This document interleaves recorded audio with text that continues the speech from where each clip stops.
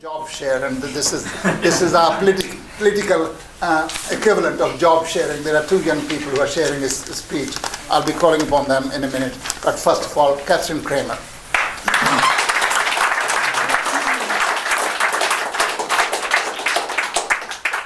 Hello, comrades. It's a real honour to speak at this meeting this evening. Not only at such a historic event, marking such a historic event, but also with a platform that we've got today, standing alongside these comrades who are continuing the example that the October Revolution set.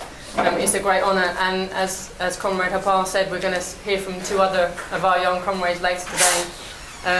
It's really inspiring to have our young comrades coming up, rising through the ranks, these fresh faces, reminding us that we are not an ageing movement. You know, it's really inspiring again to see, as I look around the audience this evening, such a mix of faces, such a number of young faces, as we actually are a growing, young, vibrant movement, and that's really fantastic to see. And again, so good to see so many people in our hall tonight.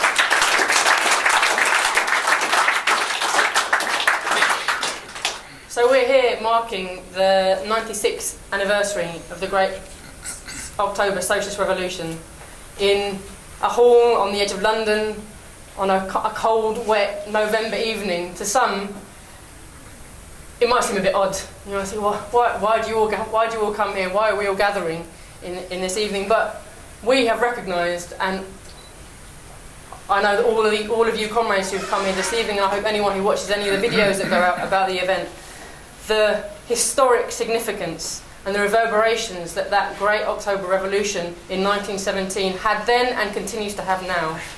You know, it was an epoch-changing moment. It sent waves of improvement to the lives of millions of Soviet people, to the lives of millions of oppressed people across the globe, and even to the lives of us in the imperialist heartlands. October changed the world forever. It showed us all that an alternative to capitalism is possible.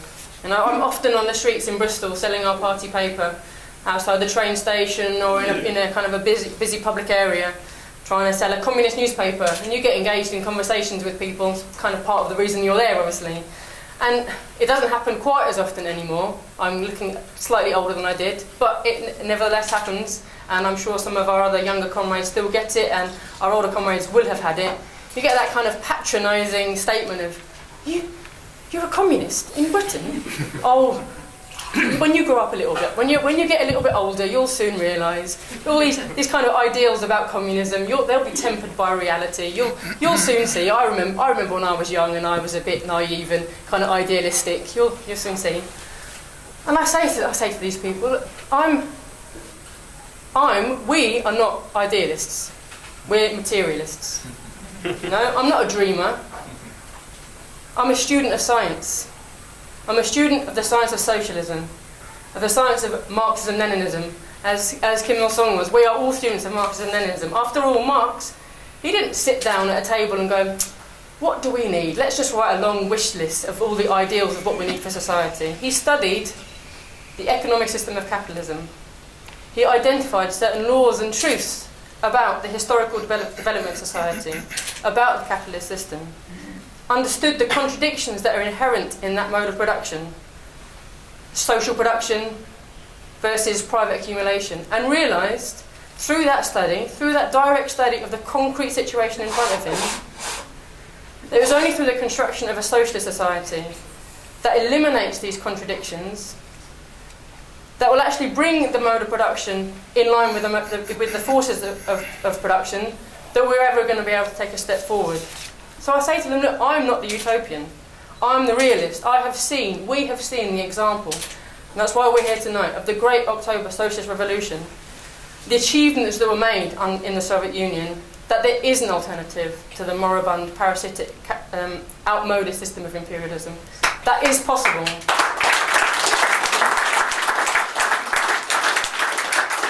October showed us that revolution and socialism are not merely nice ideas, but that we can make that revolution possible. And we can follow it with the building of a socialist society where the drive for profit is a thing of the past, and actually it's the needs of the people that are being put first. We're seeing around us capitalism is degenerating. It's continuing to demonstrate to us with each passing day that it has outlived its usefulness for the vast majority of mankind. And with that, we're seeing an increase in the rampant anti-communist propaganda.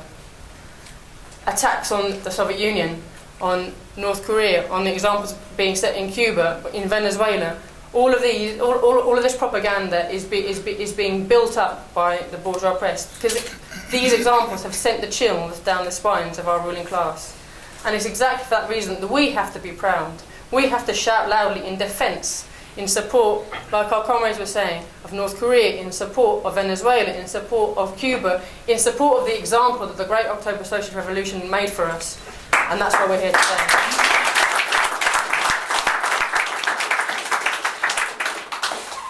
So, October 1917, a moment that shook the world and taught the working class that it could not only destroy a capitalist society, but build a new society.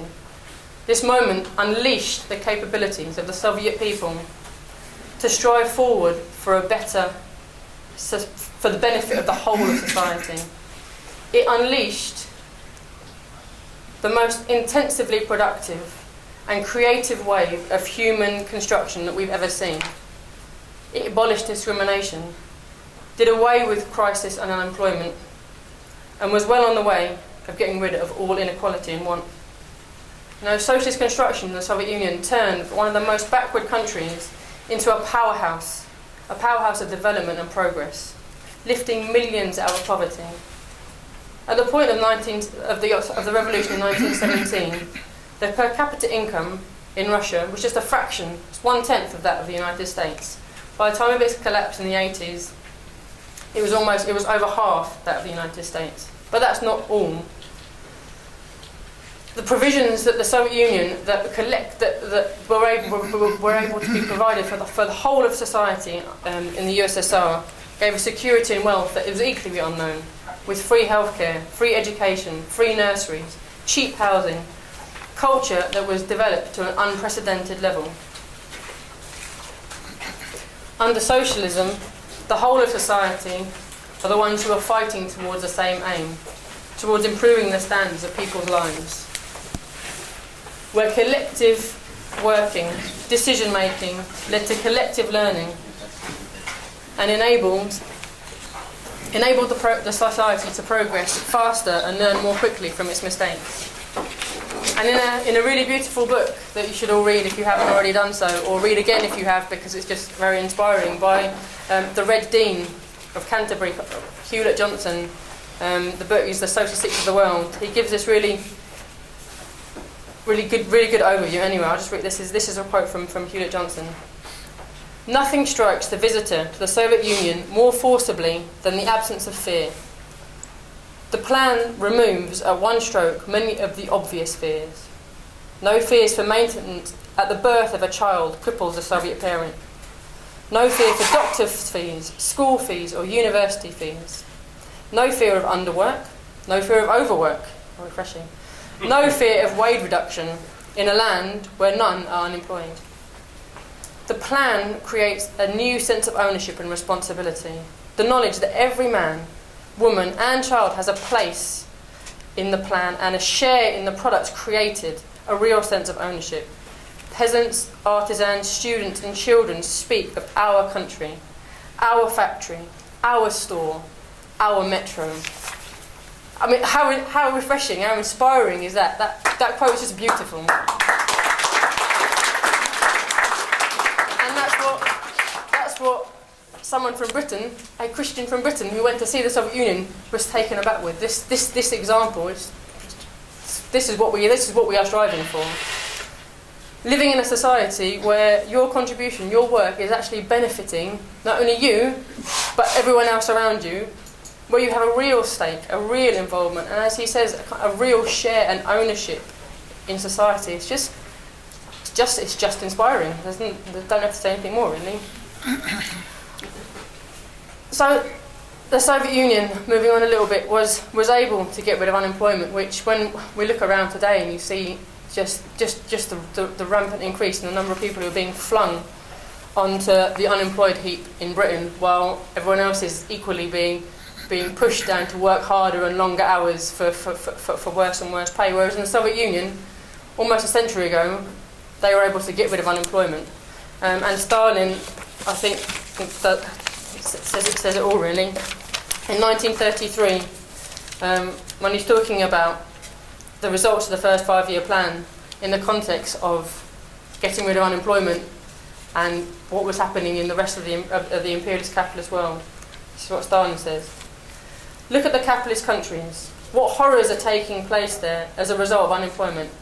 There are now no less than 30 million to 40 million unemployed in those countries. It's actually now almost 200 million. Who are these people? Usually, as it said, they are the down and outs. Every day they try to get work, seek work, are prepared to accept almost any conditions of work, but they are not given work because they are superfluous. And this is taking place at a time when vast quantities of goods and products are wasted to satisfy the caprice of the darlings of fate, the scions of the capitalists and landlords. The unemployed are refused food because they have no money to pay for it. They are refused shelter because they have no money to pay rent. How and where do they live? They live on the miserable crumbs from the rich man's table, by raking refuse bins where they find decayed scraps of food. They live in the slums of the big cities, and more often in hovels outside the towns, hastily put up by the unemployed out of packing cases and out of barks of tree. But this is not all. It is not only the unemployed who suffer as a result of unemployment. The employed workers too suffer as a result. They suffer because the presence of a large number of unemployed makes their position in industry insecure, makes them uncertain about their future. Today they are unemployed, but they are not sure when they wake up tomorrow whether they will find themselves discharged. One principal achievement of the 5-year plan was that in 4 years we have abolished unemployment and we have relieved the workers of the USSR of that horror.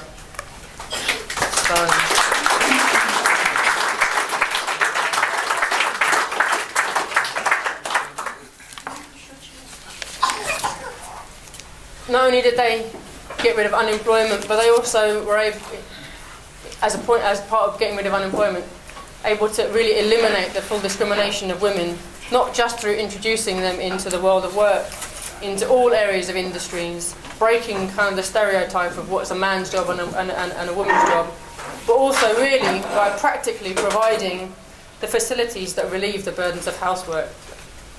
Socialising work through providing nurseries, through providing creches, laundrettes, communal kitchens, basically freeing women to really take part, to fully engage with the running of society. And if we women in the West have any of the rights that we have today, we owe them in a large part to the example that was being set by the Soviet Union.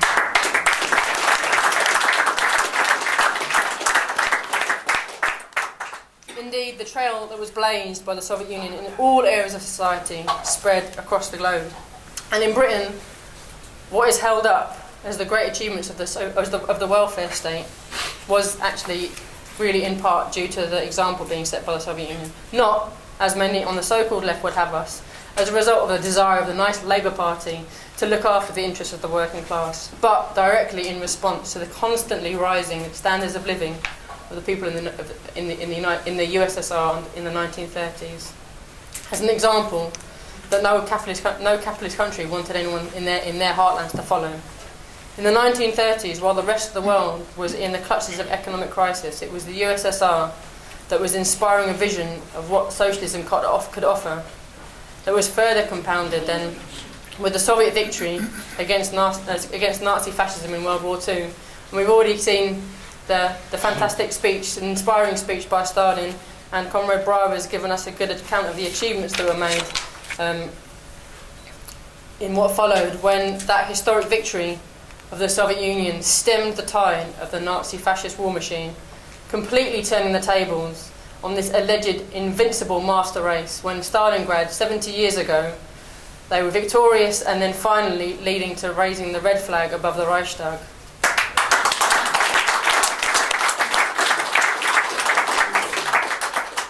And this gave a great impetus to the oppressed and working class of the world.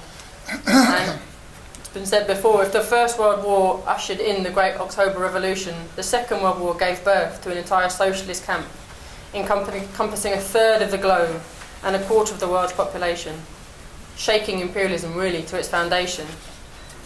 And as a result, there was a need to try and deflect the working class in these imperialist heartlands away from what revolution could offer, both through an increasing, and we still have it, endeavour to distort and falsify the histories of the Second World War to malign the Soviet Union, as well as the First World War, which we're starting to feel as we're leading towards the centenary, the First World War. But it was also needed to deflect attention away from the example of the Soviet Union, where the use of the super profits from plundering the rest of the world funneled into creating this welfare state in 1945 to try and dampen any ideas of revolt in our countries. These concessions, as I said before, they weren't won by Attlee and by Bevan, as everyone on the left, the so-called left, likes to try and tell us. The space for these concessions was actually driven open by the great example of the Soviet Union. In short, we owe our NHS, our council houses, our schools and our university systems, our pensions and our unemployed benefit to that of the October Revolution.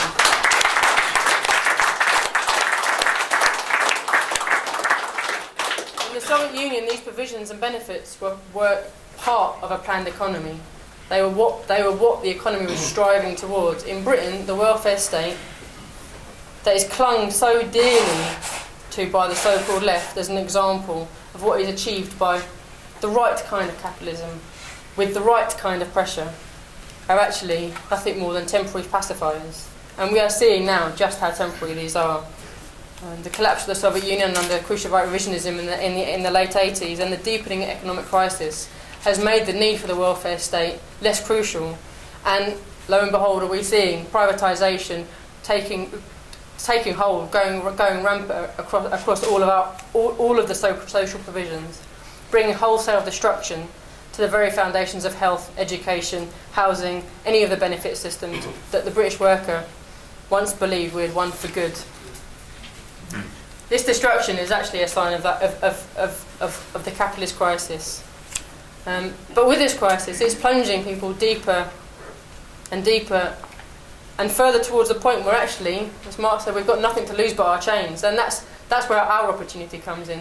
And that's where our opportunity as communists, as people who've recognised what the future holds, it gives us the opportunity to actually go out and engage, go out and sell your paper on the street, go out and talk to people, go out and make it clear as much as you possibly can to the working class why conditions in their life are deteriorating. That actually it's nothing to do with immigrants, it's nothing to do with benefit fraud, it's nothing to do with a few fat cats who are in the wrong place, and if we just replace these few fat cats, it will suddenly all be different. This crisis is showing actually that capitalism is no longer fit to run society. As Engels very aptly said, every crisis shows that the bourgeoisie is incapable of managing the affairs of society.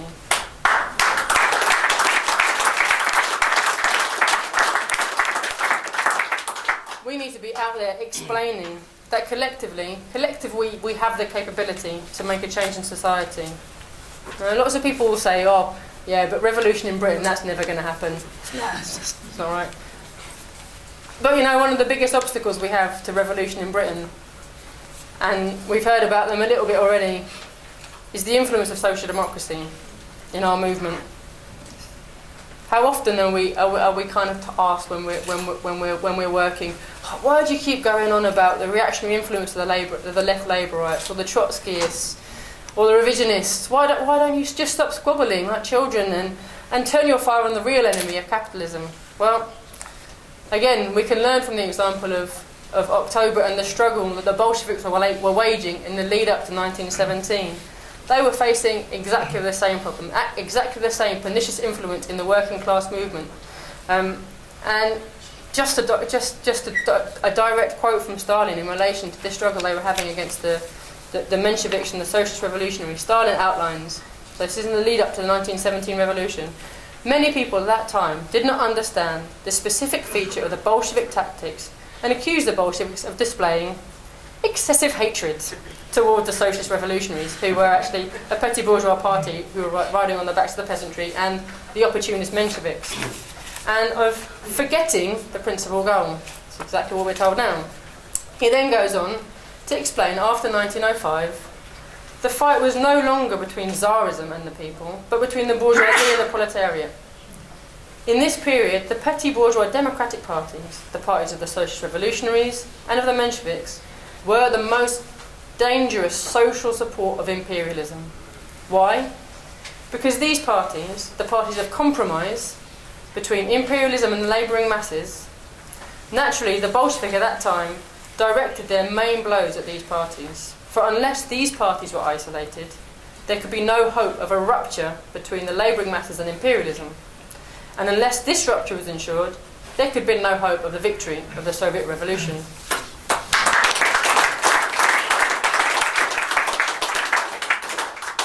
Today, that social support for imperialism comes from the so-called left of the Labour Party and from the various shades of apologists, be they the SWP, the Socialist Workers' Party, the CPB, the NCP, the Socialist Party, or even the newest creation of Left Unity or People's Assembly, whichever latest cap they're wearing, they're part of our problem. And our job really is not to shy away from the task at hand, but to break the influence that these left and right opportunists have on our movement, to break the ideas of the good old days under old Labour, or that if we shout loudly enough or have enough people jumping up and down on the streets in London, and we focus on the right people in power, i.e. the ones who didn't vote the wrong way on such and such early day motion in Parliament, that we can change the way capitalism operates.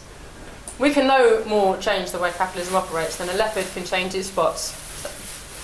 The reality is, capitalism is, as Marx studied, has inherent contradictions, and is only striving to eliminate those contradictions, striving for a socialist future, that we're actually going to be able to make any change.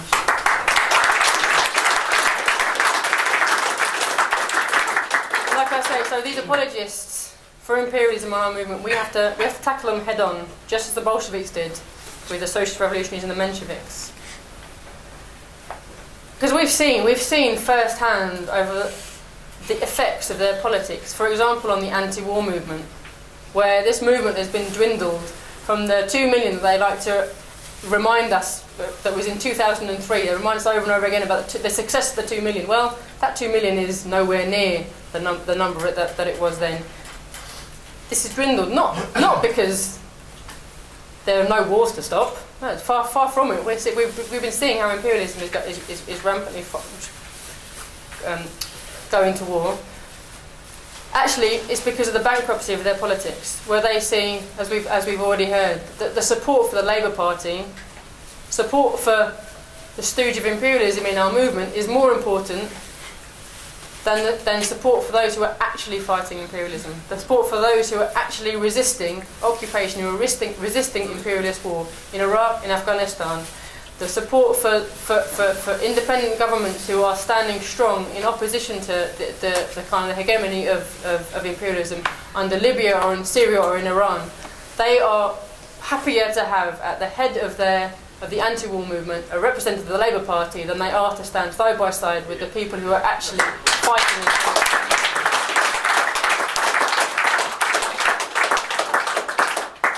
These are the enemies within our ranks, that in one breath will accuse Assad of being a brutal dictator, and then with the other damn the Soviet Union for being state capitalism. And it's why we have to not shy away from tackling these issues, from being the ones who go out into the movement and raise the points of the imperialist class interests of the Labour Party and all who remain in it, and all who sow illusions in it, of the call for the victory to the resistance in Iraq and Afghanistan, of the treachery of those who not only failed to support Gaddafi and Libya against the NATO hordes, but even join the imperialist propaganda, assisting to pave the way for the destruction, for the wholesale destruction of that country. We must be the ones who raise the call for the victory of Assad and the Syrian government in the latest imperialist onslaught.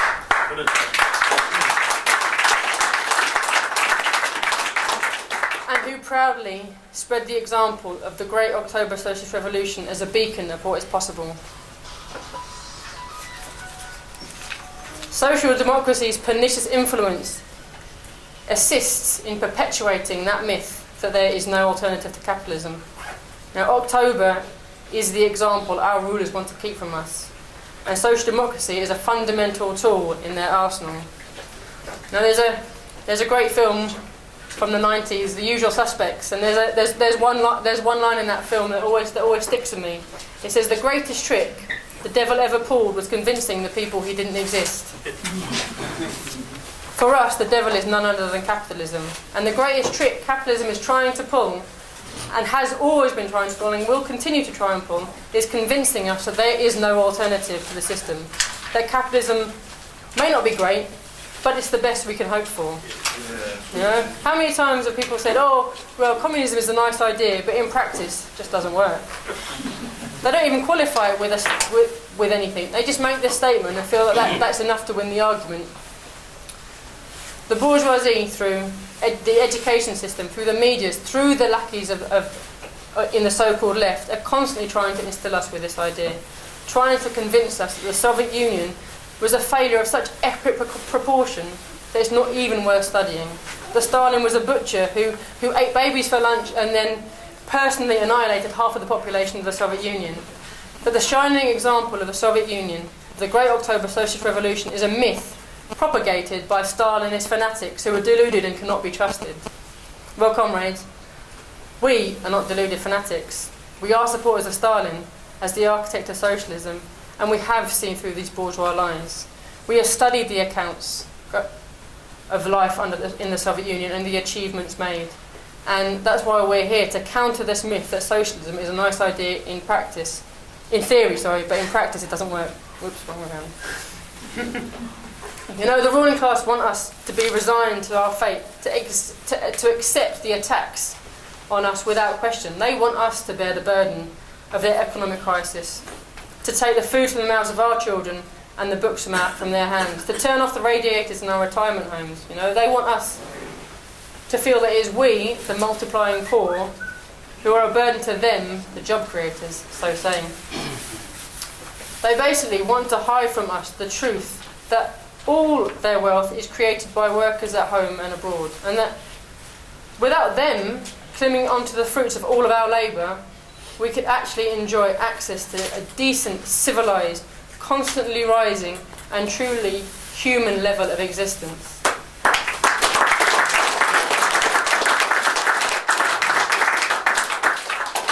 Comrades, as I said at the start of this speech, we are not here merely as a historical group marking with nostalgia the storming of the Winter Palace. We are here to learn, to be inspired, and to continue the struggle.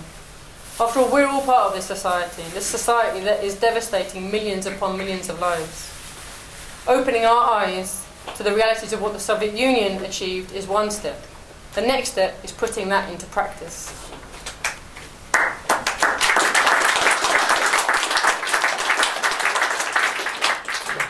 It may seem that we're not that many, although we're actually quite a good number, I do like it. We're not that many in this hall today to be seriously talking about revolution.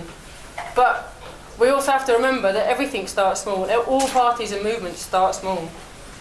For example, it was only 27 comrades who began the move towards the Chinese Revolution. It was just 10 members in the Sierra Maestra who embarked on actually engaging in a full battle against the Batista regime to finally be victorious in Cuba. In Russia, Lenin and the Bolsheviks were not always in the majority. They started with small study groups, as we do, and built from there, and went on to lead the working class and the peasantry out from under the claws of destitution and onto the road of socialism. Comrades, there is no escape from poverty, from environmental degradation, from devastation and war, from racism, ignorance and disease, except through the socialist revolution. And the banner and the quote that we carry every year at May Day, because Stalin puts it so aptly, we are basically being faced with that choice. Either place yourself at the mercy of capital, eke out a wretched existence and sink lower and lower, or adopt a new weapon. That is the alternative that imperialism puts before the masses of the proletariat. Imperialism brings the working class to revolution. So let's start with.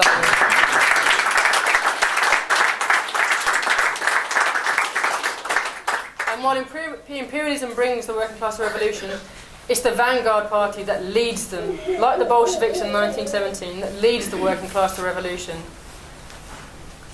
And I make no bones, in Britain, there is one party that is striving to be such a vanguard party, and that's us, that's the CPGB-ML, Communist Party of Great Britain.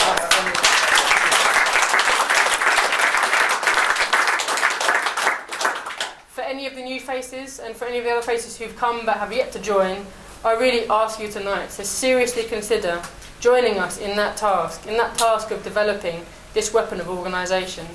You know, I'm proud to be part of a growing party, as I said before, with a very healthy age, with a camaraderie that instills confidence and unity in our ranks, an openness that enables us to have healthy discussion, and a unity in action that means that we have an impact well beyond our size. I encourage you all to consider joining.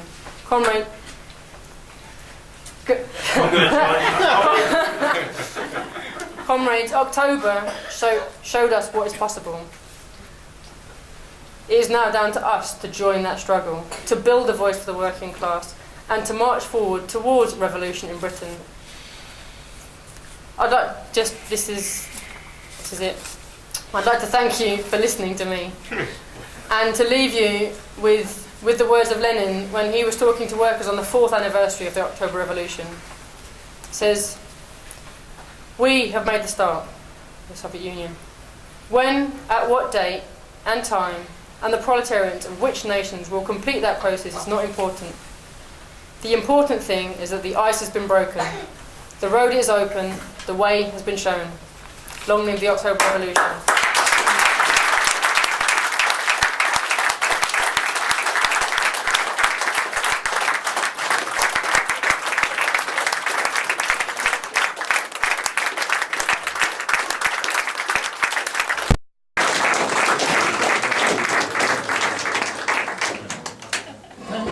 Thank you, Catherine, for making that very comprehensive and inspiring speech.